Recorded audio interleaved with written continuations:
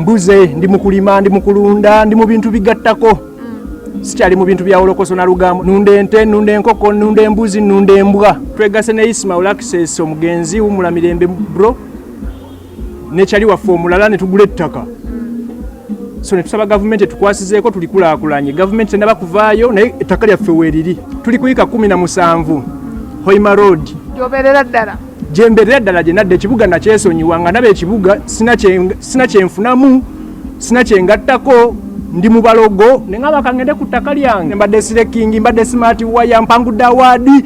ninnya ennyonyi buli kimu nkirabye nakirekera abaana abapya abaliko era ndi proud nti naba inspiringa wanene Kampala bakumanyidde nnyo mu kwagala abakazi abakulu wabaleeta ate mbaveeko nzire kuki kanze ndi ku bakazi bakulu wallahi sejjusa kintu n'eki erinnya lyange nze nakera ku makya ne ŋŋamba nga buli kimu nkiyina ne banzoganya peegi zange ne ŋŋamba blogging system nkitadde ebbali Ashburg Katto eryo erinnya terigenda kuvaawo liringa boolaba amanya nga Idi Amin Dada erinnya nga gwe ne bwovaawo lyo lisigalawo nga ddene so sejjusa kintu n'eki bye nejjusa bye bino bya bulijjo bye tubeeramu nti kale bwe twagulira ettaka lyaffe emyaka 2 singa natandikirawo ne sirinda ssente za gavumenti eza process nze yava mu kazigo kati ndi ku eka 17 mba mulyaza amaanya bwe nejjusa gavumenti yansuubiza bingi ebimu mbifunye ebirala bijja ebirala tennaba bimpa ne tekitegeeza nti yenkomerero y'ensi wendi gavumenti weeri ekisinga okuba ekikulu nti tukolera twakwatagana nze nayo twafumbiriganwa nze nayo so bwe mbasiridde kyamisana nayo ekyeggulo tujja kulya kubeera akasande mwe nagula ettaka era nakajja mu gavumenti tolina budde bwotulakawo noba nga omisinga Bobby eyali kyali bannange fadda simulinaako buzibu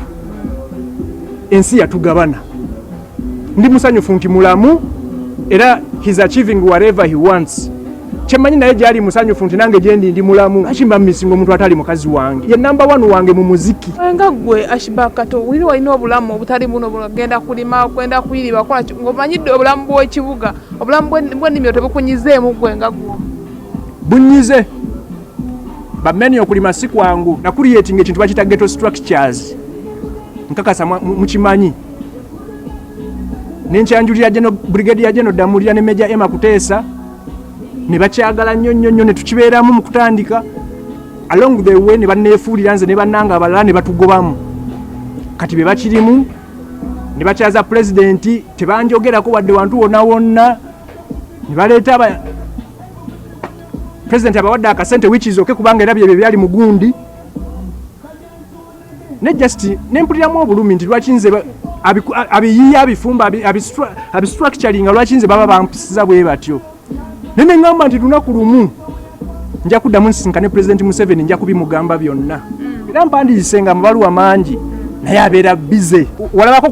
ku mpapula za divorce oyo sebo mukazi wange wampeta yali anoonya mata g'abaana nange gyendi eno tugatta tubeere ne future emalayo pamma wife I love you